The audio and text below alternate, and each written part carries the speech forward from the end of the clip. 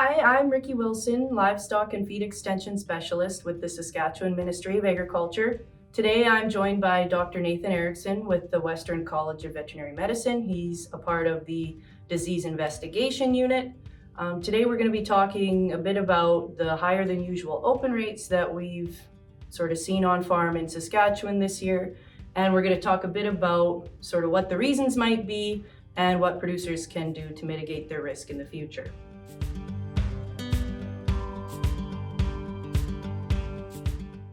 So Dr. Erickson, why, from the cases that you've seen this season, what are the main factors that you're seeing causing these issues? Yeah, for sure. Thanks, Ricky, for coming by, and very happy to do this interview for you. We definitely have seen some increased open rates among the cattle in different areas of the province, and there's a number of different reasons that we are seeing these for sure. I think the biggest reason that we are associating is going to be lack of energy overall. So the number one nutrient that we need for our animals is energy. And without energy, they are going to, one, not necessarily be as productive as they could be. They may have trouble maintaining weight, but then also they are going to have problems with reproduction and being able to conceive a calf in a subsequent breeding season. And with the drought that we've had over the last few years, and really this drought has been ongoing for quite a while, we have seen changes first in our calving intervals that are precipitating some of these problems. So in general, what we hope to have with our calving distribution, our calving distribution, I should say, is we want to try to have about 2/3 to 70% of our calves born on that first cycle, so the first 21 days of the calving season. And then we'll go down to about 20% or so onto the next cycle, and then 5-10% on the next cycle after that. What we're likely seeing is a kind of an additive occurrence where we're not having quite enough energy for the animals from year to year, and we're starting to push the animals back and back and back into a different cycle than what they should have been conceiving on, and then they're calving into a different cycle, so we're seeing fewer and fewer cattle cycling when they should be going out onto pasture. And a lot of that is attributed to lack of energy. Cattle have a number of different energy demands, and one of the peak energy demands is going to be at lactation, and then the peak of lactation, which is within a month or so of calving. And at the same time that they're reaching this peak energy demand, we are actually asking them to begin reproductive cycling again. Mother Nature really wants our animals to survive. She wants them to have enough energy for maintenance to make sure that they aren't starving. She wants them to have enough energy to feed her calf. The last thing Mother Nature is really concerned about is how quickly that cow starts cycling again and how quickly she conceives. Now, for us as humans, we want them to be cycling as quick as possible, right? And we want to get as many cows pregnant on that first cycle as possible. So we're kind of at odds with Mother Nature. But what I'm saying is Mother Nature is basically partitioning the energy for the cow. She is making sure that energy goes first to maintaining the cow, second to growing that calf, and lastly to reproduction. So I think what we're seeing is a delay in cyclicity in our animals going on to pasture because they aren't necessarily getting enough energy. That, coupled with now several years of changes in our calving distribution, is going to create a situation where we're going to have less cows cycling when we want them to be cycling. So the reason that's really becoming a problem becomes a problem is because there is a defined amount of time that a cow needs post-calving before she can start cycling again. A mature cow typically we think needs about 60 days. That doesn't mean every cow needs 60 days. Some are going to be a little bit earlier, some are going to be a little bit later, depending on sometimes on nutrition, but it can be individual variation too. We all have those cows that calved in the second cycle and then the next year, boom, she caught up and she calved in the first cycle. We all have those individuals. But when we look at the group as a whole, we expect that there's going to be about 60 days. However, if that cow is already in poor body condition going into, say, peak lactation, when we're expecting the cyclicity to begin again, when we want them to begin cycling, if she's in poor body condition, or if she is not receiving enough nutrients to meet that energy demand from peak lactation, then it's going to prolong that period. So it's going to take her upwards of 80 days to start cycling. And that further pushes back or will further change our calving distribution again for that subsequent year. So what we're having a lot more cows moving into a different period in terms of when they're going to start cycling and they're ready to cycle.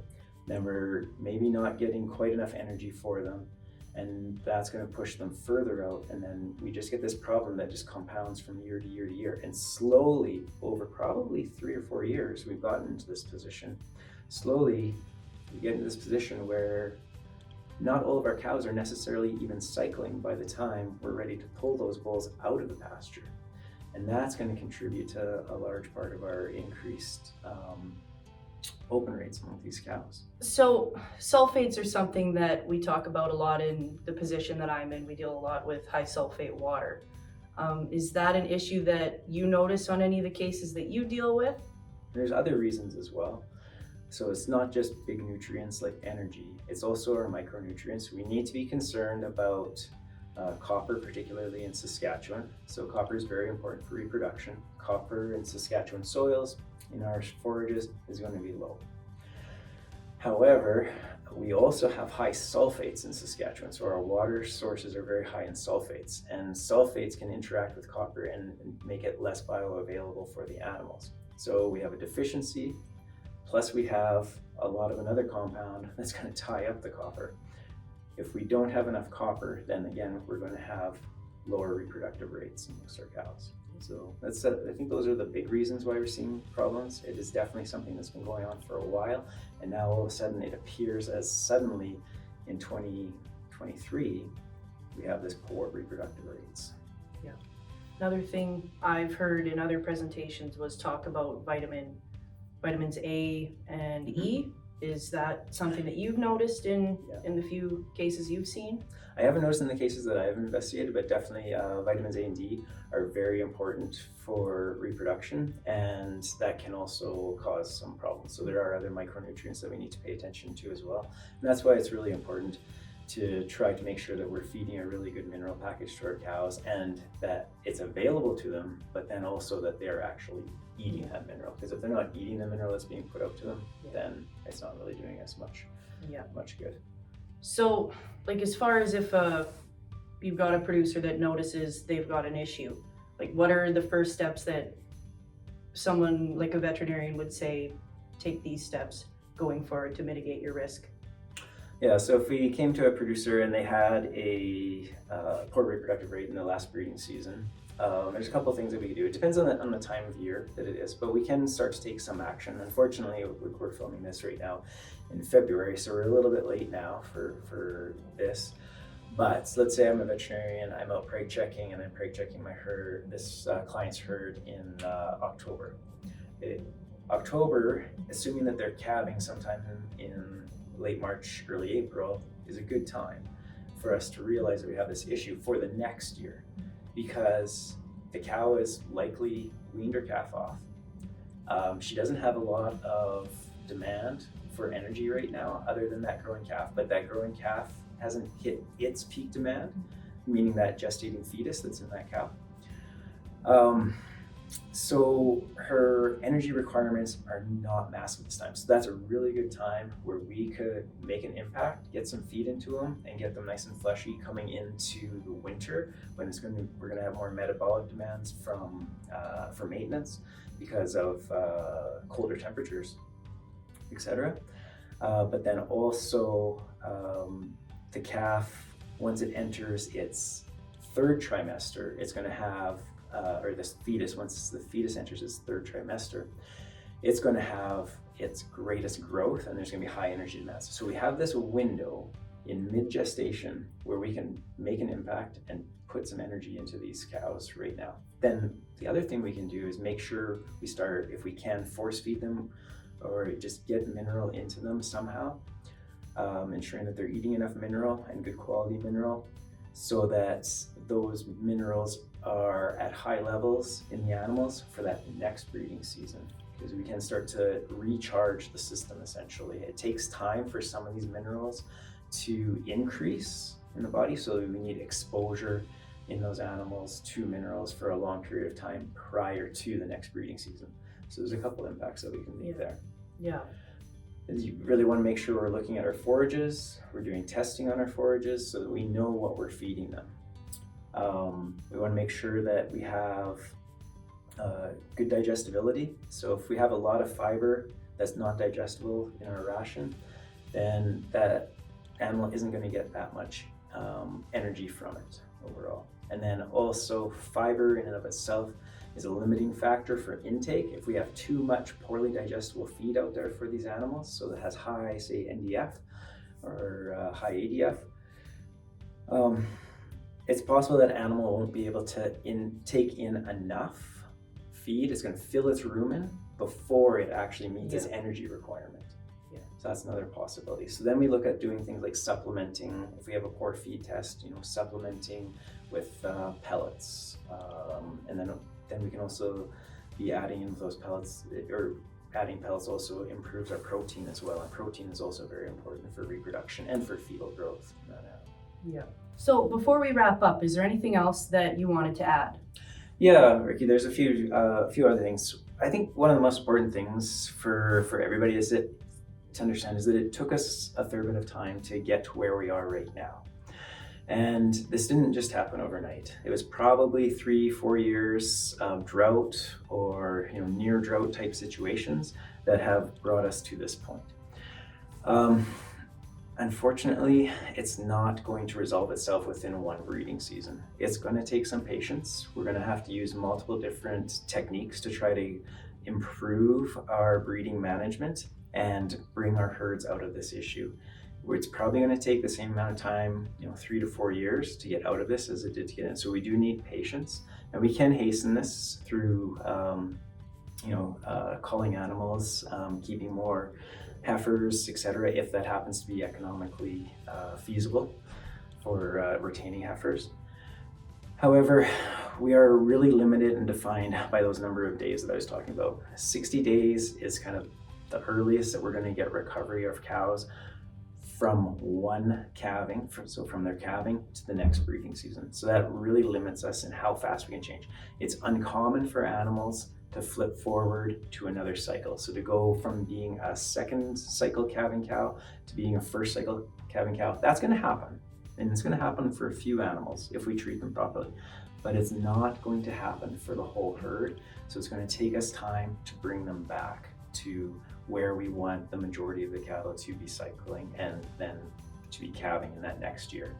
So it's going to require a little bit of patience and time. One thing that we could think about, and is another time point of importance for nutrition, is when they're reaching that peak lactation, and that's somewhere around 1 to 2 months after calving. Now, unfortunately, 1 to 2 months after calving, and definitely that 2 months after calving, is getting very close to when we want them to be starting to cycle.